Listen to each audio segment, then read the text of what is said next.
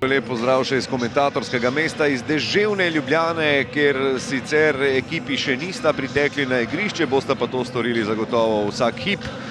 In če samo nadaljujem tam, kjer je Damjan končal v studiu, res je zanimivo bo videti, kako se bodo Krčani odzvali na današnji izziv, kajti oni so tisti, ki imajo najbrž malo več za igrati. Ja, danes bodo pogoji do neke mere narekovali tempo igre in tudi vsebino najbrž, kajti niso lahki. Tomič, strel od daleč in poglejte, ki je vmes postal prva izbira strokovnega vodstva v Krškem. Ampak počakajmo še tale napad. Olimpija še ni odnehala, še drugi udarec, tokrat Brkić, ki je poskušal proti strelu znova. In tudi zdaj le malo mimo vrat, torej živahen. Da malce spremljam dogajanje na obeh klopeh, predvsem je aktiven Andrej Panadič, zdaj le v zadnjih minutah je kar nekajkrat odkimaval predvsem nad napakami svojih varovancev. V obrambi zdaj le spet odlična priložnost in gol za Olimpijo. Izvoli, Dani. Najlepša hvala, Matej. Gol v 20. minuti, torej Olimpija je kronala svojo premoč v začetku tekme. In Brkić odlično iz ozadja, brez prekrška je vzel žogo. Kronaveter je pri njej, Kronaveter podaja, Šteful prekršek za 11 metrovko. Iza hrbta se je prikradel Endrić Ekiči z Rudijem Požegom Vancašem, če uspešno izvede najstrožjo kazen za svoj 14. zadetek v sezoni. Kronaveter in Olimpija vodi z 2-0. Na začetku zadnje minute prvega polčasa je Olimpija prišla do... Zdaj Krčani že pritiskajo na drugi strani, tempo je visok. Krčani zdaj ob tem izidu sploh nimajo kaj za izgubiti. Imajo novo priložnost, Vukošić bo poskušal in gol za Krško.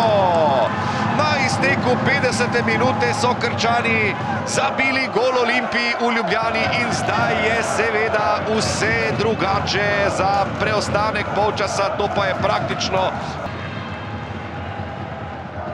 velika priložnost za Olimpijo, da obnovi vodstvo z 2 zadetkoma prednosti. To, da ni se išlo. Napad pa še naprej traja. Čekiči zdaj poskuša še enkrat Kronaveter in še ena obramba Frelika. Še enkrat Sulić po ponovnem sprejemu žoge. Tam ni bilo prekrška. Borba telesa ob telo. To pa je najbrž prekršek na Da Silvo. Ni priložnost za Olimpijo. Podaja Kronavetra proti Kidriču in zadetek za 3-1. Ob koncu 86. minute so nogometaši Olimpije zrežirali še eno lepo akcijo. Še predtem bodo gostje izvedli kot. Marko Da Silva z dobro podajo v kazenski prostor in gol Anteja Kordića, 3-2. Pred nami je torej še super zanimiv sodnikov dodatek.